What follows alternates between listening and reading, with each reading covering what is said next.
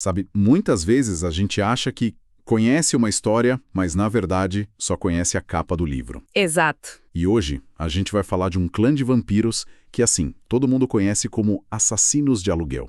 Os ninjas do Oriente Médio. Uhum. Só que essa é só a primeira página. É uma imagem muito forte essa do mercenário implacável.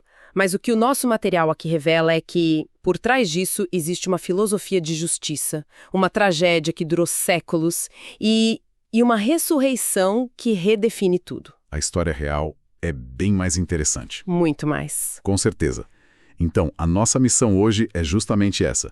É rasgar essa capa e desvendar as camadas do clã Assamita. Vamos a fundo. Vamos mergulhar na fundação deles, entender as divisões internas e acompanhar essa jornada de poder, queda e um renascimento, bem assustador. O material que a gente tem aqui é um prato cheio. Ele nos leva desde o fundador, que era um juiz relutante. Até os dias de hoje, né? Onde eles se tornaram essa força independente e temível. E o ponto de partida é talvez a maior ironia de todas. O clã dos assassinos não foi fundado por um assassino. Mas por um legislador. Exatamente. E que legislador, né? O fundador Hakim, ele é descrito como um sábio, um estudioso justo que no começo não queria saber de imortalidade. Para ele, a condição de vampiro era uma corrupção, uma praga. Então como que alguém com essa cabeça funda um clã inteiro? Aí que tá o dilema que define tudo. Hakim só aceitou o abraço, a transformação, porque um vampiro da segunda geração... Um ser quase divino, né? Praticamente. E esse ser ofereceu a ele um papel que ele sentiu que não podia recusar. Ser o juiz de todos os vampiros na lendária Segunda Cidade. Aquele primeiro grande refúgio dos amaldiçoados. Isso.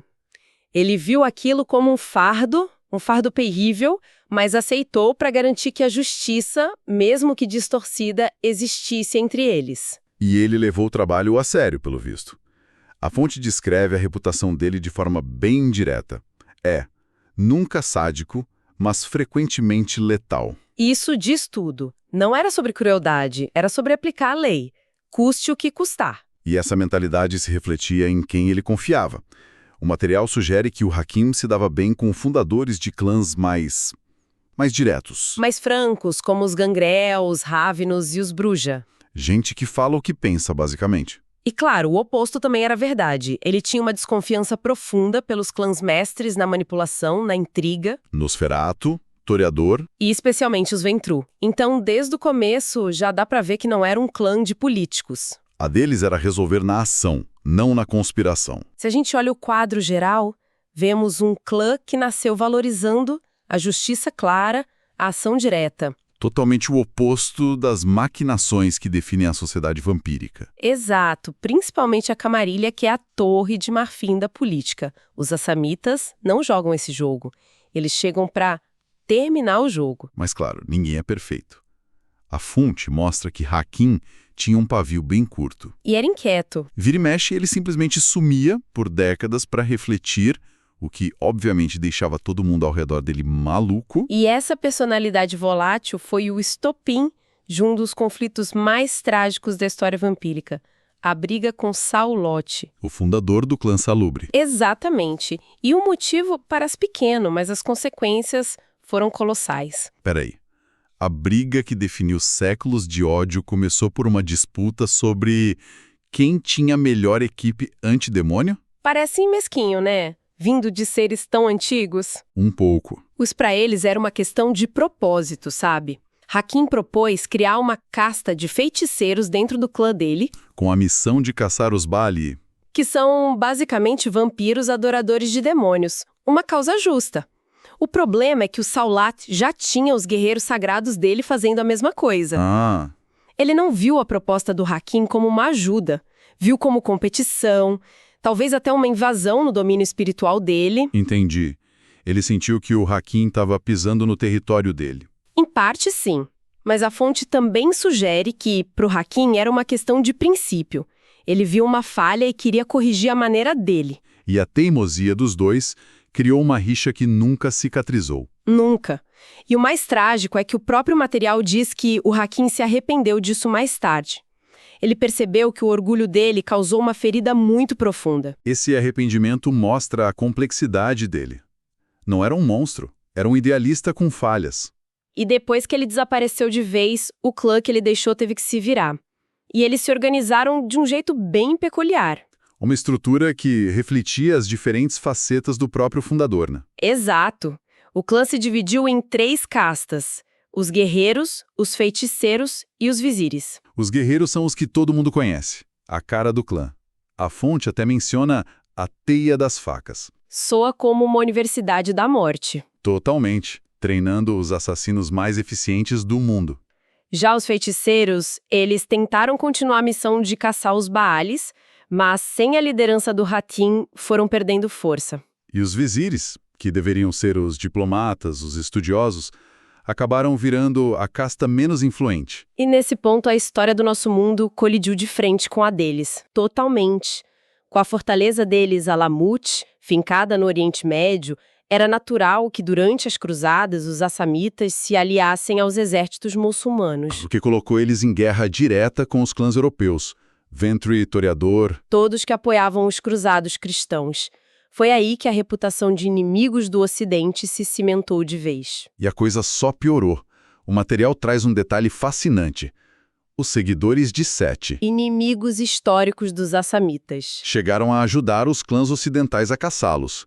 Eles estavam completamente cercados por inimigos. É impressionante como sobreviveram. Sobreviveram com disciplina e estratégia rigorosas. Essa estrutura de castas, guerreiros, feiticeiros, vizires, cada um com uma função clara, permitiu que eles operassem com uma eficiência brutal, mesmo isolados. Sabe, essa estrutura toda do clã, essa estratégia de longo prazo, como cada peça tem uma função, parece muito um jogo de RPG bem jogado, É uma ótima analogia. onde cada um tem um papel vital para o sucesso do grupo. É uma ótima analogia. E essa complexidade estratégica é justamente o que atrai tanta gente para esse universo. Geralmente, quem gosta de RPG é uma pessoa mais criativa, inteligente e muito envolvida com leitura.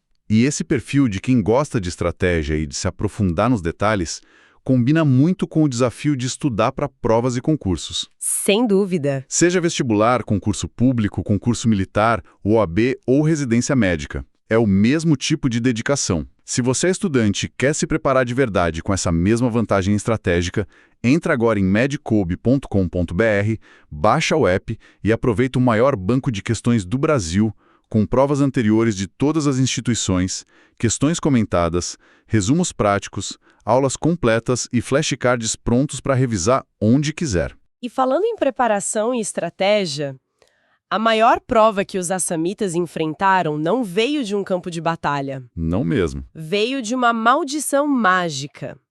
Uma que mudou absolutamente tudo para eles por 500 anos. Vamos voltar para o século XV, então. Na famosa Convenção de Thorns, onde os grandes clãs se reuniram para formar a Camarilla. Certo. A reputação dos assamitas já era só de assassinos. E o grande problema que os outros clãs tinham com eles era uma prática específica, a diableria. É fundamental entender o peso disso. Diableria é o ato de beber o sangue do coração de outro vampiro até a última gota. Absorvendo a alma e o poder dele. Isso.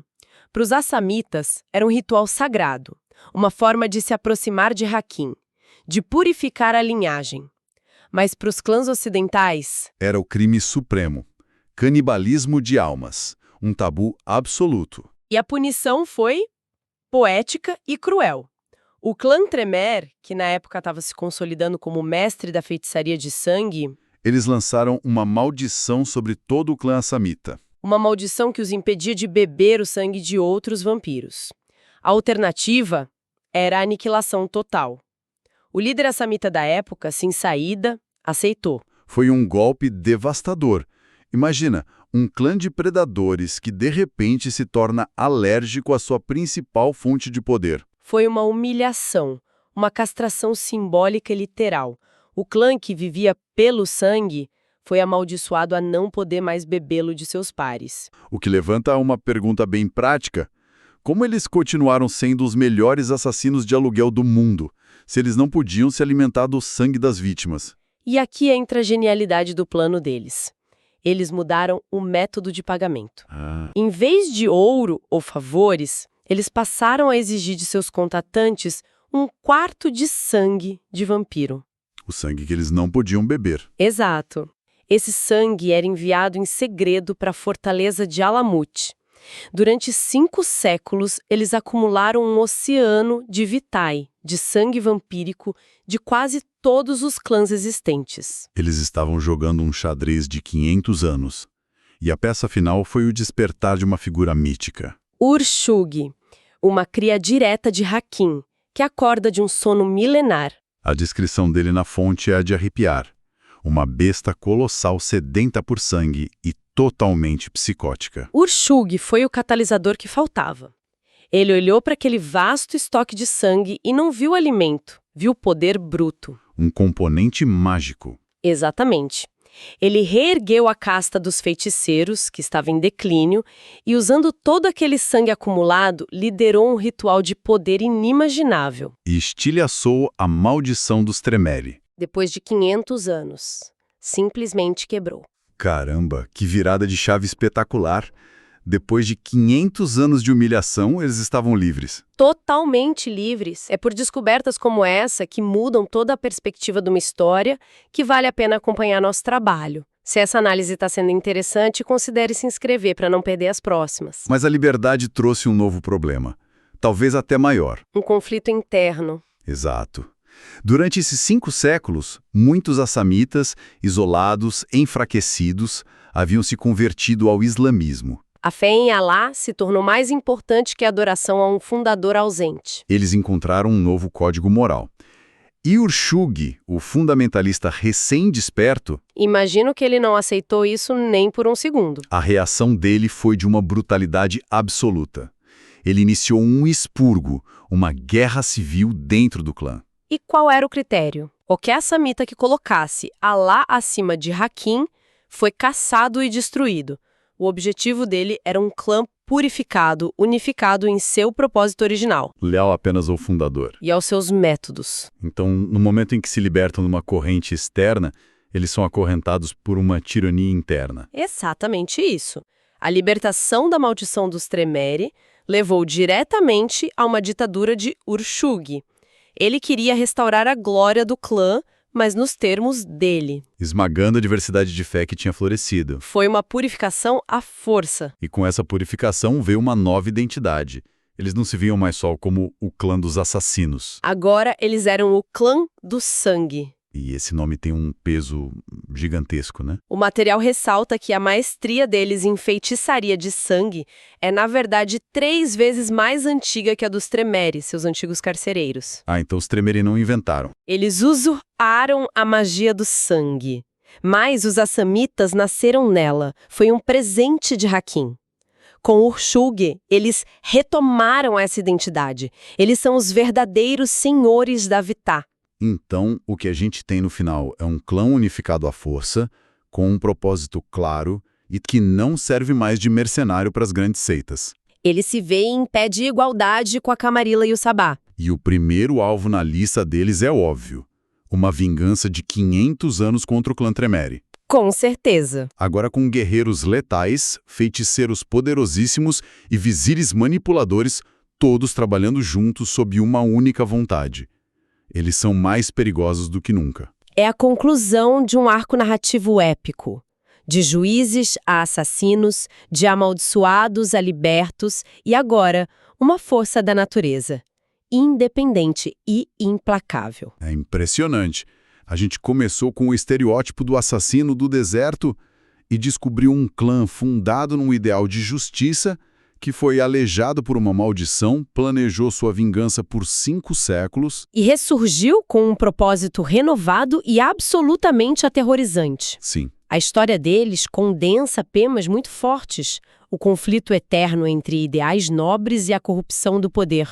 O peso de rivalidades antigas. E o mais irônico de tudo. Como a busca desesperada por liberdade pode, paradoxalmente, levar a uma nova e ainda mais brutal forma de tirania. E isso nos deixa com um pensamento final, não é? A saga dos Assamitas é sobre quebrar uma maldição imposta por outros. Mas agora com Urshug impondo a própria ortodoxia dele, eliminando qualquer dissidência, a pergunta que fica é: ao se libertarem de uma corrente externa, Eles não acabaram forjando uma nova corrente interna? Talvez ainda mais restritiva.